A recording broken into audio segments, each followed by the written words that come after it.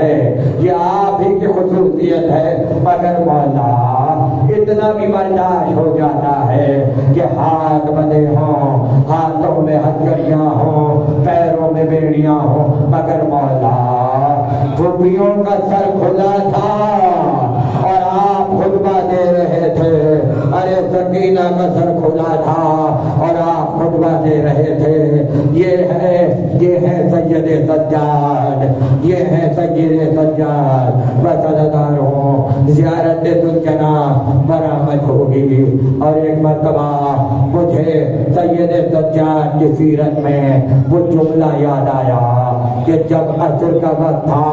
اور حسین ایک ایک کو وصیت کر رہے تھے، زینب کو وصیت کی، ام کلثوم کو وصیت کی، رباب کو وصیت کی، ایک ایک کو وصیت کرتے چلے۔ جب وصیت کر کے نکلے تو ایسا لگا جیسے بھرے گھر سے جنازہ نکل رہا ہے، جیسے بھرے گھر سے جنازہ نکل رہا ہے۔ اس کے بعد چلے، بے اختیار بیمار بیٹے کی یاد آئی، خیمے میں آئے، سید سجاد کو دیکھا، سید سجاد رچی کی حالت میں تھے۔ ایک مرتبہ شانے کو تھاما،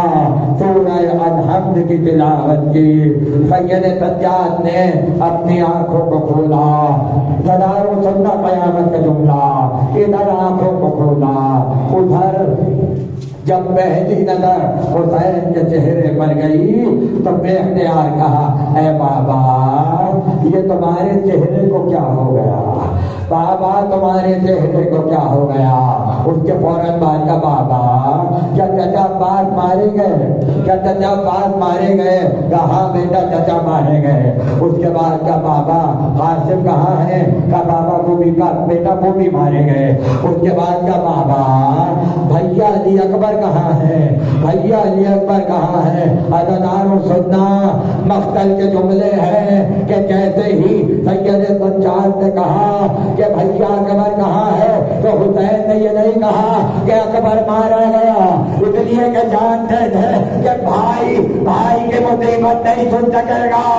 بھائی کی خبر سن کر بھائی کی کمر ٹوٹ جائے گی، اس لیے جملہ کہا بیٹا اب مردوں میں صرف تم باقی ہو، اب مردوں میں صرف تم باقی ہو۔ بڑی مصیبت کا وقت تھا، حسین نے وصیت کی، اے سید سجاد ہتھکڑیاں پہن لینا، بیڑیاں پہن لینا، تازیانے کھا لینا، مگر بیٹا بددعا نہ کرنا۔ اور اس کے بعد کہا بیٹا سکینہ کو شام کے زندان میں دفنا دینا، ہم آ کر سکینہ کو لے جائیں گے، سکینہ کو زندان میں دفنا دینا۔ وصیت کی، وصیت کر کے چلے، خیمے کے دروازے پر آئے اور آ کر ایک مرتبہ خیال آیا کہ ایک وصیت تو رہ ہی گئی، یہ کہہ کے واپس بیٹھے اور آ کر کہا اے بیٹا جب مدینے جانا تو شیعوں کو میرا سلام کہنا، اجرکم اللہ، جب مدینے جانا تو شیعوں کو سلام کہنا اور کہنا کاش تم کربلا میں ہوتے اور دیکھتے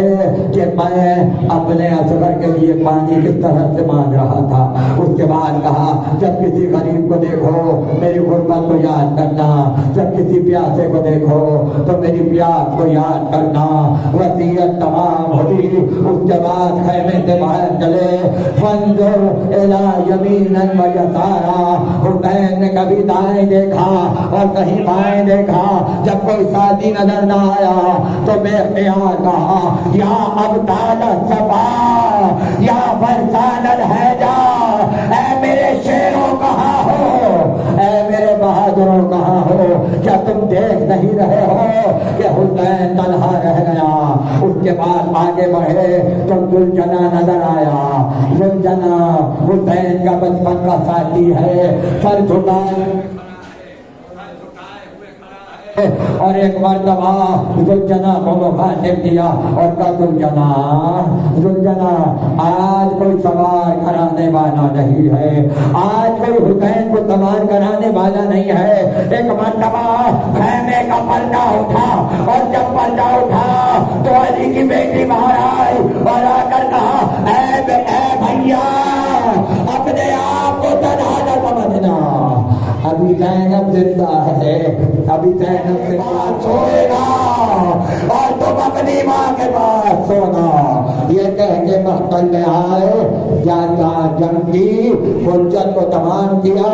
زخمی ہوتے چلے، اور جب جبریل آئے اور جبریل نے کہا اب ذوالفقار کو نیام میں رکھ لو، حسین وقت اثر آ گیا، اب بچپن کا وعدہ پورا ہوگا، ذوالفقار کو نیام میں رکھو۔ حسین نے ذوالفقار نیام میں رکھی، اور نیام میں ذوالفقار کا جانا تھا کہ پلٹی ہوئی فوجیں واپس آئی، بھاگا ہوا لشکر واپس آیا، چاروں طرف سے حملہ ہوا، فاطمہ کا لال تلواروں میں گھر گیا، حسین پشت ذوالجلال کے زمین پر آئے اور ایک مرتبہ ذوالجلال کی گردن میں باہیں ڈالی اور ڈال کر کہا ذوالجلال ابھی کوئی نہیں ہے جو میری شہادت کی خبر ہو خیمے تک پہنچا دے، لہذا جا اور جا کر زینب کو بتا دے کہ بھائی مارا گیا، سکینہ کو بتا دے بابا مارا گیا۔ کئی دیر تک حسین ذوالجلال کے سہارے سے بیٹھے رہے، اس کے بعد ذوالجلال چلا، خیموں کے قریب آیا، زینب نے دیکھا وہاں آسمان سے خون برس رہا ہے، کربلا کی زمین ہل رہی ہے، خیمے کا پردہ ہٹایا، بھائی کا سردہ کے نیزہ پہ نظر آیا اور کیا دیکھا، ذوالجلال دوڑتا ہوا آ رہا ہے، باگیں کٹی ہوئی ہے، دین ڈھلا ہوا ہے، خون میں نہایا ہوا ہے، ایک بار